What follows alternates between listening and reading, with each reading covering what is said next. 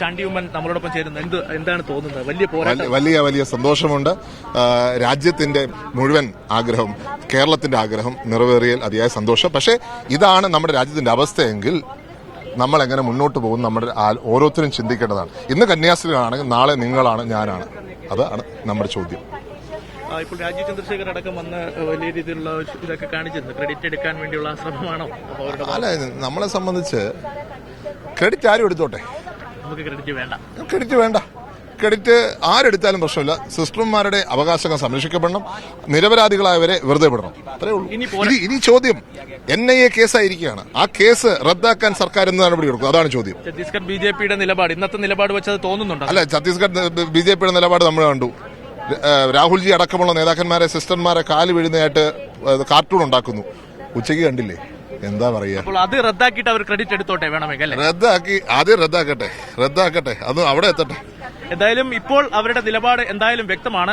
ഇനി BJP സംസ്ഥാന സർക്കാർ എന്ത് നിലപാട് സ്വീകരിക്കും? കാരണം NIA കേസ് ആയിരിക്കുകയാണ്. ആ കേസ് റദ്ദാക്കുമോ BJP നേതൃത്വം, അല്ലെങ്കിൽ കേസ് റദ്ദാക്കാൻ വേണ്ടിയുള്ള അനുകൂല നിലപാട് എടുക്കുമോ എന്നതാണ് ചണ്ടി ഉമ്മൻ അടക്കം നമ്മളോട് ഉന്നയിച്ചിരിക്കുന്ന ചോദ്യം. അത് BJPയുടെ കോർട്ടിലേക്ക് തന്നെയാണ് ചണ്ടി ഉമ്മൻ ഇട്ടിരിക്കുന്നത്. എന്തായാലും വലിയ സന്തോഷം തന്നെയാണ് ഇവിടെ എത്തിയിരിക്കുന്ന ഓരോ രാഷ്ട്രീയ നേതാക്കൾക്കും, അതുപോലെ തന്നെ കന്യാസ്ത്രീകളുടെ മോചനത്തിന് വേണ്ടി പ്രവർത്തിച്ച ഓരോ പ്രവർത്തകർക്കും വ്യക്തമാക്കാനുള്ളത്. കാരണം റോജി ജോൺ MLAയുടെ കാര്യം പ്രത്യേകം പറയണം. കാരണം ഈ കന്യാസ്ത്രീമാരുടെ ബന്ധുക്കൾക്കൊപ്പം കഴിഞ്ഞ കുറച്ച് ദിവസമായി അദ്ദേഹവും സജീവ് ജോൺ MLAയും ഇവിടെ ഛത്തീസ്ഗഡിൽ തന്നെ ഉണ്ടായിരുന്നു. അവർക്കൊപ്പം നിരവധി തവണ കന്യാസ്ത്രീകൾക്കൊപ്പം ഇവിടെ ആക്ഷേപിക്കണം, അവരുടെ ബന്ധുക്കൾക്കൊപ്പം ജയിലിലേക്ക് എത്തുകയും കന്യാസ്ത്രീകളെ കാണുകയും അവർക്ക് വേണ്ടിയുള്ള നിയമസഹായങ്ങൾ അടക്കം നൽകുന്നതിൽ ശക്തമായ ഒരു പ്രവർത്തനമാണ് അവരുടെ ഭാഗത്തുനിന്നുണ്ടായത്. എന്തായാലും നീണ്ട 8 ദിവസത്തെ ജയിൽവാസത്തിന് ശേഷം 9ാം നാൾ കന്യാസ്ത്രീമാർ ആ ജയിലിന്റെ വേലികൾ പൊളിച്ച് പുറത്തേക്ക് വന്നിരിക്കുന്നു. ഇനി നിയമ പോരാട്ടമാണ്. ഈ കേസ് കള്ളക്കേസാണെന്ന് തെളിയിക്കാനുള്ള നിയമ പോരാട്ടമാണ്. കോടതിയുടെ നിരീക്ഷണങ്ങൾ അത് അവരുടെ വാദങ്ങൾക്ക് ശക്തി പകരുന്നതാണ്. കാരണം സംശയത്തിന്റെ അടിസ്ഥാനത്തിൽ മാത്രമാണ് ഇത്തരമൊരു കേസെടുത്തതെന്ന് കേസ് ഡയറി പരിശോധിച്ചപ്പോൾ